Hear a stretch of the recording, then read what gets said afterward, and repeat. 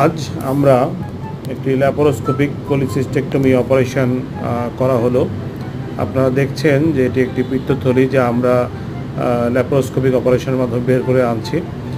এখন আমরা পিত্তথলিটি ব্যবচ্ছেদ করছি যে এর ভিতরে কী ধরনের পাথর হয় তা দেখার জন্য। পূর্ববর্তী অপারেশনের আগে আল্ট্রাসোনোগ্রাম করে নির্ধারণ করা হয়েছিল এর ভিতরে পাথর আছে, যার কারণে রোগীর পেটে ব্যথা হতো, রেগুলারলি খেতে পারতো না, ক্ষুধামন্দার সমস্যা ছিল। ল্যাপারোস্কোপিক কোলিসিস্টেক্টমির মাধ্যমে আমরা পেটে 3 থেকে 4টি ফুটো করে এই পিত্তথলি অপসারণ করেছি এবং যার ভিতর থেকে আপনারা দেখতে পাচ্ছেন অনেকগুলি পাথর বের হয়ে আসছে। এর মাধ্যমে তার যে সমস্যাগুলো ছিল, পেটে ব্যথা, ক্ষুধামন্দা, খেতে না পারা, এই সমস্যাগুলো চলে যাবে। এবং এই পাথরগুলো কিন্তু অনেক সময় প্যানক্রিয়াটাইটিস এবং অবস্ট্রাকটিভ জন্ডিসের কারণও হয়। তাই অপারেশনের মাধ্যমে পাথর বের করে রোগীকে রোগমুক্ত করা হলো। সকলকে ধন্যবাদ।